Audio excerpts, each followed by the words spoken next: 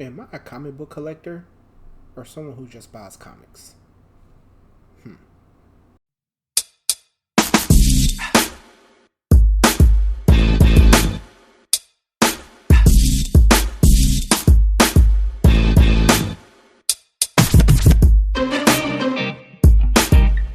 What's up, everybody? Anime and Beer here. So something has been on my mind that I've actually wanted to make this video, uh, but just never got around to it. So I'm doing it now. But as the question from the beginning of the video stated, am I a comic book collector or am I someone who just buys comics? And to start that off is to define a collector, which I'm not about to pull up Webster or anything. Collector is somebody who just accumulates a collection of a particular thing. If it would be cars, clothes, shoes, video games, and in my case, comic books. Really doesn't have to follow a particular trend. You know how some sneakerheads only collect Jordans, but you got some sneakerheads who collect, Jordans, Pumas, Reeboks, whatever's hot. Same with car collectors. So you got some who are just big Chevy heads, big Ford heads, but you have some who just collect a wide variety of cars, whatever they deem cool. And to get back, comic books. What makes a comic book collector? And I'm not asking this question to answer it. I'm asking this question because there's been some things that I've been seeing and hearing that really just make me think, am I a comic book collector or someone who just buys comics? Because I follow a lot of comic book creators, comic book collectors on TikTok, YouTube, Instagram, places of that sort. And I'm not saying I'm getting upset or confused because I'm going to get what I want to get, but it's one of those things where it's like you see it so many times and it feels like the definition is just changing a little bit. I would call myself a comic book collector because I have collection of comic books behind me. I have some right here in front of me in a long box and two short boxes.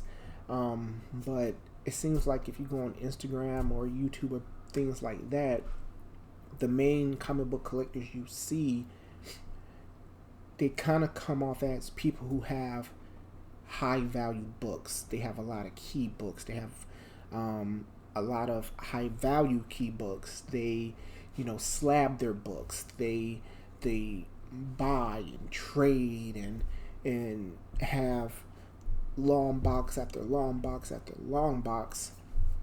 And some of them don't even collect certain books to read. They just collect it because it's hot. It's speculation.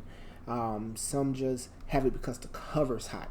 They don't know what's beyond the page, that cover page. But all they know is this book is hot.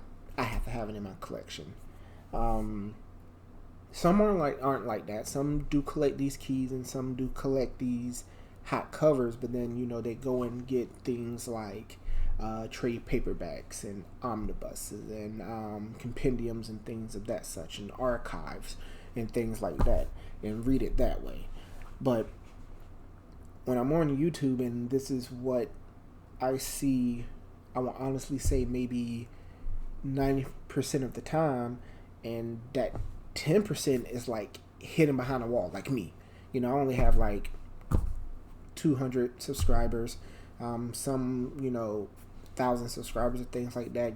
That's still high numbers to me, not high numbers to a vast majority of people. But if you have 1,000 subscribers, you're doing well in my book. But that 90% gives off, I'm not even going to call it an illusion, but when you type in on YouTube comic book collector or Instagram comic book collector, everything I list is pretty much like the stigma that you see. They have a background full of slabs. They have boxes full of slabs. They have, the high value Spider-Man comics, the high value Hulk comics. They have a bunch of speculations. So when I see that, I just ask myself, do I really collect comics or do I just buy comic books? And at the end of the day, I do collect because I'm accumulating a collection of items of a certain trend, of a certain I can't think of the word I'm looking for. I'll type it in if I think of it. But I'm accumulating a collection of items that I enjoy. So, am I a comic book collector? Yes, I am a comic book collector. If what you do falls under the realm of what I said, yes, you are a collector of said items or whatever it is that you're accumulating. But at the end of the day, it just how can I say it without sounding like a hater?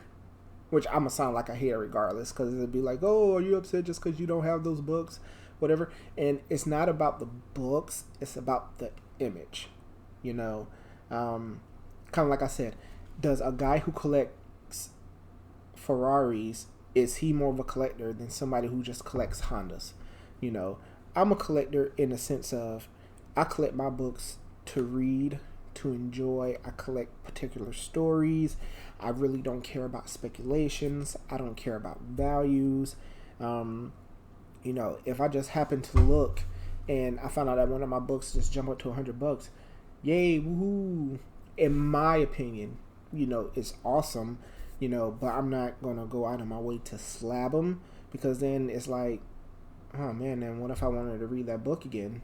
Now I can't because it's encased. Now there are exceptions to that where, if you really wanted to really preserve something, like a while ago I got a comic book signed by Amy Jo Johnson, and I kind of want to preserve that, so I will be slabbing it up. But in the sense of just general collector is what I would honestly call myself. Just a general comic book collector. I don't look up speculations. I don't look up, and I should actually make a video. If this video gets 10 likes, I'm gonna do it this way. If the video gets 10 YouTube likes, I will make a video of my process of me picking out comic books that I like. If this video gets, I will say, 50 TikTok likes, I will do it for TikTok. If I hit both of them, then I'll just make one video and post it. But the videos are pretty much going to be like exclusive to either or. Is that a way of me getting people traction on both? Yes, because you easily can just go to TikTok and watch it, but you will have to look me up and stuff and then give me the views. So either way, it's a win-win for me. But like I was saying, ooh, that ball spot is something serious. Does not keeping up with speculation, not buying expensive books make you less of a collector? No, but this video was really created to say that do not let the bigger comic book collectors discourage you, because they're just in a different league. Now, could you work your way up to that? Absolutely, because again, there are videos, where people are showing you how to take, $10, $20, and create a comic book collection. There are people, I believe his YouTube is Retro Rick or Retro Gaming. I'm gonna say Retro Rick. I can't remember, but if you know, you know. He actually took $10 and created a whole a whole video game collection. So it is possible to hit the big leagues, but it's just a matter of knowing the kind of collector you are, knowing your situation, whether it be financial, living situation. Because right now I'm in a 1 bedroom apartment, so I really can't go all out with collecting like I used to until I get into a bigger place, me and my girlfriend. So I actually have to cut back on collecting, make sure I'm not buying like huge quantities of books at one time, because eventually I'm not going to have anywhere to put it, and then I'm going to get in trouble. Not really, but know what kind of collector you are. Understand the situation you're in, like I said, whether it be financially or living, and honestly go from there. Like I said, along with answering that question, it's kind of like giving me a reason to, not giving me a reason, giving me a better understanding, because it's like I'm talking out loud, but since I'm talking out loud, I might as well make a video. Maybe people will listen to it, give me some advice. Maybe I'll reach out to some people. But I understand that I'm just a casual. I said general earlier. I am a casual collector. I'm not big into specs. I'm not big into keys. Like I said, if I get a Green Lantern book and it happens to be a key, and it happens to be the first appearance of whoever, awesome, great. If that book happens to be $200 and I only paid $10 for it, awesome, great. I'm just going to bag and board it, keep it in the box, and then maybe in the future I'll slab it. But right now, I'm not that kind of collector. I'm not a slab collector. I'm not a speculation collector. I'm not a cover collector. I'm not a key collector. I am are you a good writer, an artist, telling and showing me a good story collector? And that's pretty much what it boils down to. If you're a great writer like Todd McFarlane, now a whole bunch of writers are just exited my mind. Jeff Johns, the writers for House of Slaughter, the writers for the Mighty Morphin Power Rangers series, the writers for, what else am I reading? The new Blood Hunt that's out. If you're just a good writer and a good artist telling and showing a good story, I will collect your stuff. So again, for all the people out there thinking about collecting comics, and all you're seeing is that 90% I'm mentioning of collectors, who normally slab their books, who talk about speculation on books that are kind of like hard to get, just know that although they are enjoyable to watch, be the collector that you want to be.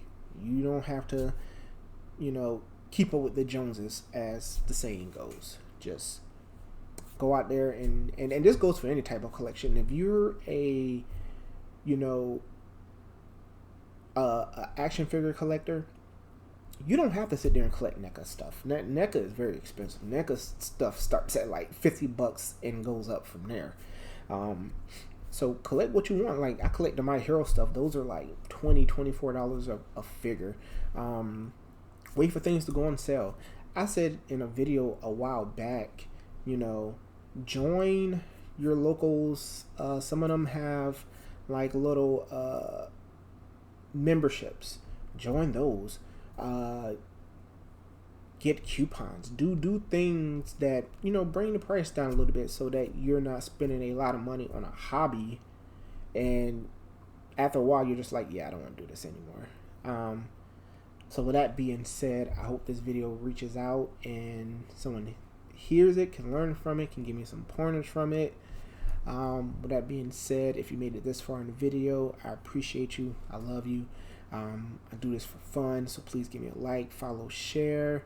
And with that being said, Anime and Beer out.